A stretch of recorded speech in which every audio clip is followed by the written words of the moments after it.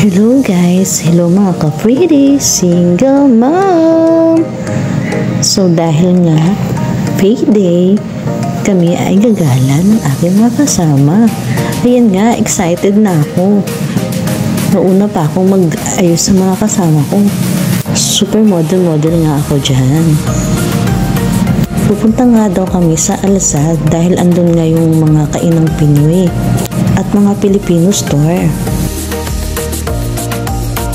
Oops, sorry B, hindi ko sinasadya. Sobrang excited nga ako, nauna na akong nakagayak sa kanila.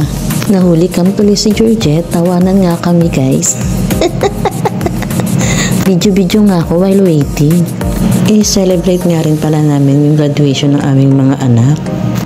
Ayan na nga, dumating na yung binook naming Uber. Tara, samahan nyo kami guys. Woo!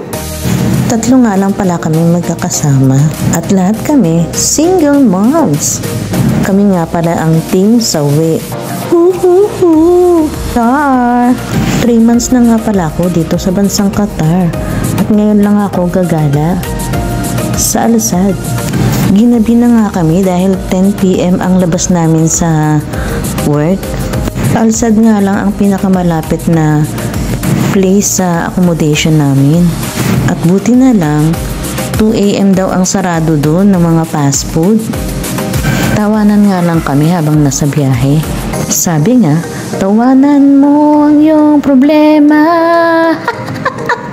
Buti nga lang, mga joker din itong mga kasama ko guys. At kung hindi, baka sabay-sabay kaming umuwi ng Pinas na loka-loka. Jokey! Strong mom kaya kami. Single mom? Fight! Siyempre walang susuko para sa ating mga pangarap at para sa kinabukasan ng ating mga anak. Hi, buhay OFW. Laban lang tayo guys. And stay pretty, mga ka-pretty. At ayan nga, nasa biyahe pa rin kami. At ayan nga, natanaw ko na si Jollibee. Bida ang saya.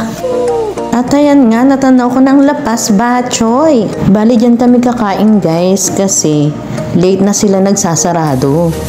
Hindi pa nga kumakain, yung mukha ko siopaw na. Tom goods na nga ang mga mamash. Samantalang namin ito nagagawa guys. Kaya naman tong baba ko, uy, double chin na. Di bali, cute pa rin naman. Pipili na nga kami ng aming ordering. Yan nga ang kasama kong si Georgette. At ito naman ang kasama kong si Hard. Sorry, hindi siya pwedeng makita. Buwan niya kasi yung kanyang apam. Char! For confidential lang. At yan nga, tuloy sa pagpili ang mga mamash. Naku, sirang-sira talagang diet ko ngayon. Okay lang yan, tuwing payday lang naman. After nga ito, back to itlog at noodles na naman tayo guys. O ano, kala nyo kayo lang naghihirap? Kami din no.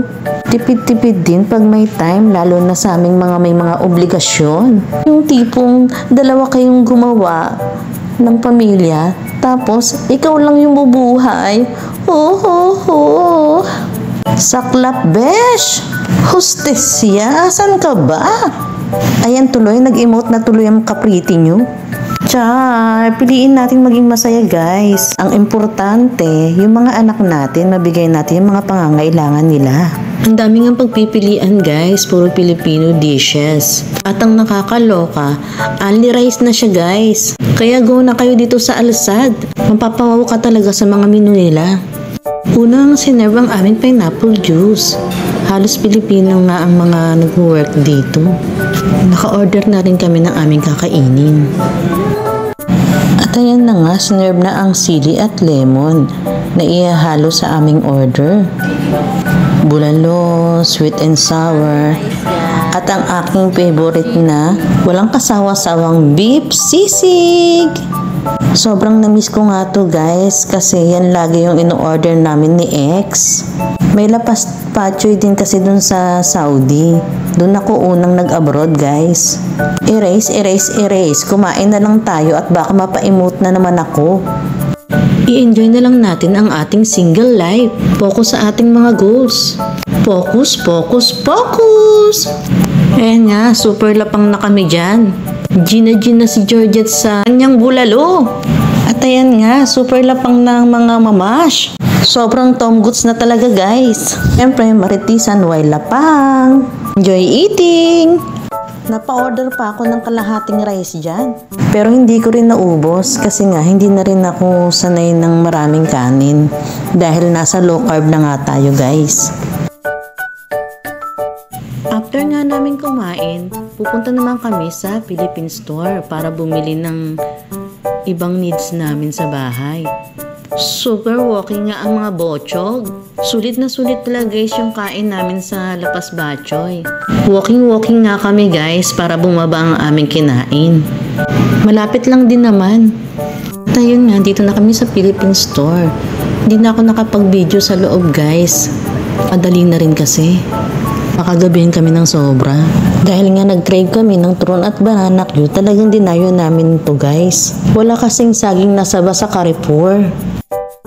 Mall of Qatar nga pala kami nag-work at may Carrefour doon. Doon na kami nag-grocery guys. Kinabukasan ko na nga ito na videohan dahil super bagsak na kami pag uwi ng bahay. Sobrang kabusugan. And since it's Friday, maaga akong nagigising dahil church day namin pag Friday. Born again Christian kasi ako. Super wait na nga lang ako dyan sa aking sundo. Diretso pasok na din ako dahil 1 PM ang pasok namin. At ayun lang guys for today's video. Bye mga ka-pretty single mom!